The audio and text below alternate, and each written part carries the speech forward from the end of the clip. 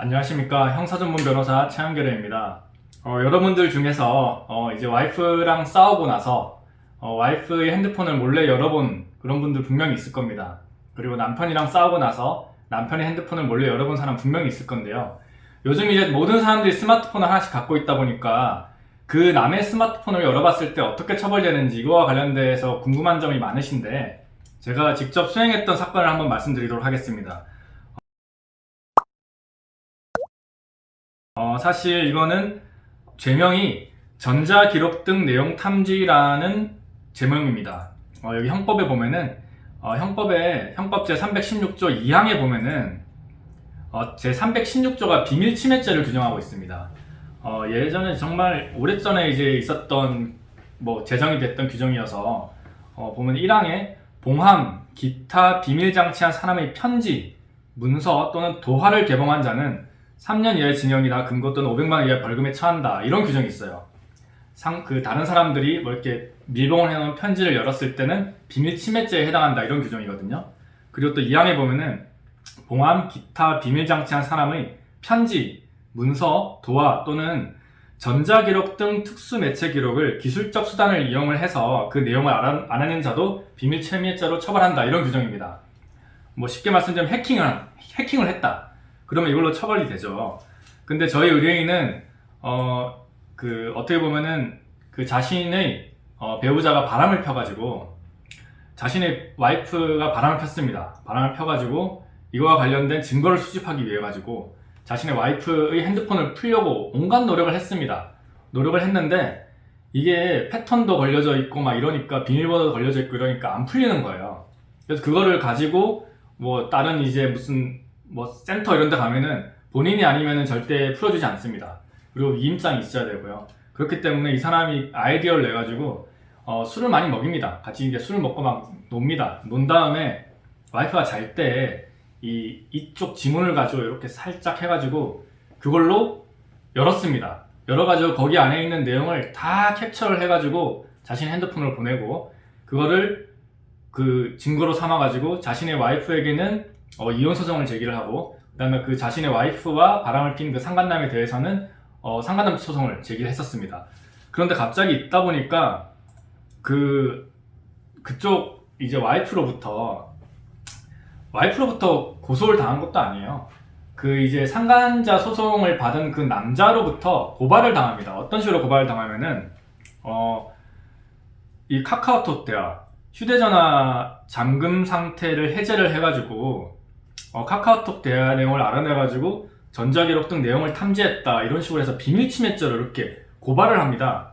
고발을 해가지고 수사기관으로부터 연락을 받았습니다. 근데 이게 굉장히 또 애매한 아직 규정인 게 지금 여러분들도 다 아시겠지만 보통 별거 중인 인터넷 쳐보시면은 이렇게 전자기록 특수매체 이런 게 쳐보시면은 별거 중인 남편의 컴퓨터를 몰래 열어본 와이프도 유죄다라는 이런 또 내용도 있을 겁니다. 이런 분들은 선고유예를 보통 받습니다. 어떻게 이런 식으로 해가지고 이게 비밀침해죄에 해당된다는 걸 알고 피해자인 자기의 와이프도 아닌 제3자가 상간남이었던 사람이 고발을 합니다. 고발을 해가지고 열심히 다퉜죠. 다퉜는데 저희가 조금 포인트를 뒀던 거는 이게 특수 매체 기록을 기술적인 수단으로 이용해서 우리가 빼는 것은 아니다는 게 우리의 주장이었습니다. 이게 법 조문에 보면 굉장히 또 웃기게 되어 있죠. 특수 매체 기록이다 이렇게 해가지고 형법 제 316조 2항을 다시 한번 보면은 특수 매체 기록을 기술적 수단을 이용해서 그 내용을 알아낸 자가 똑같이 1항으로 처벌한다 이 내용이거든요. 기술적 수단이라고 하면 쉽게 생각하면은 이렇게 뭔가를 꽂아가지고 해킹을 한다든지 아니면 뭔가 뭘 씹는다든지 이게 해당될 건데 우리가 한 거는 와이프가 자고 있을 때 그 손가락 하나 이렇게 된 거밖에 없다 그렇게 주장을 하면서 이거는 이 죄로 처벌할 수가 없다. 만약에 우리 피의자가 했던 행동을 처벌하려면은 자고 있는 와이프의 손가락을 이용하는 경우도 같다 이런 규정이 형법에 들어가 있어야 됩니다. 그렇지 않고 아니면 기술적 수단을 빼든지 이렇게 법이 개정이 돼야 되는데 개정이 안 된 이상 우리 피의자는 처벌할 수 없습니다 라는 식으로 이렇게 의견서를 많이 내고 다퉜습니다. 결국에 검사님도 저희랑 똑같은 그 생각을 하셔가지고 이렇게 불기소 이유를 적었습니다.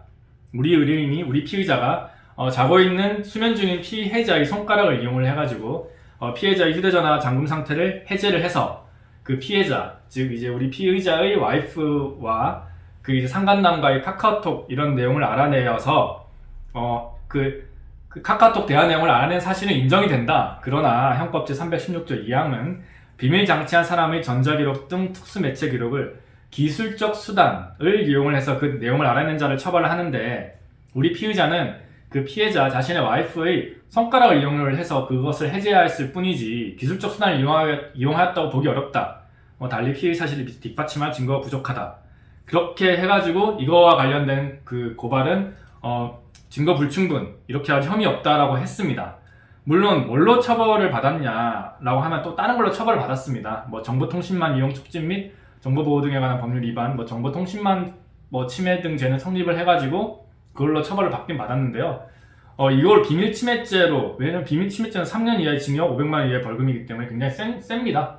그렇기 때문에 그걸로는 처벌이 되지 않는다는 거 다시 한번 제가 말씀드리면서, 와이프가 자고 있을 때 이렇게 해도 처벌은 된다는 점 꼭 명심하시기 바랍니다. 그리고 보통 자신의 이제 배우자에게 뭔가를 숨기려 하시는 분들은 절대 그 지문으로 해놓지 마시고, 패턴도 어렵습니다. 패턴도 하지 마시고, 그 비밀번호도 안 됩니다. 홍채로 하시는 것이 좋습니다. 홍채로 해놓는 것이 제일 좋고요. 또 옛날 버전들 같은 경우는 홍채도 들킨다고 해요. 왜냐하면 자고 있는 사람의 눈을 뒤집은 다음에 불을 비추면 그게 열린다고 합니다. 그렇기 때문에 제가 또 의뢰인한테 들었는데, 자기는 그 4번째 발가락으로 그 잠금장치를 해제할 수 있게 해놨다고 해요. 이런 식으로 여러분들 팁을 조금 하나 드리니까, 만약에 자신의 배우자에게 뭔가를 들키고 싶지 않으시는 분들이 있다면은 저한테 오시면은 많은 팁을 알려드리겠습니다.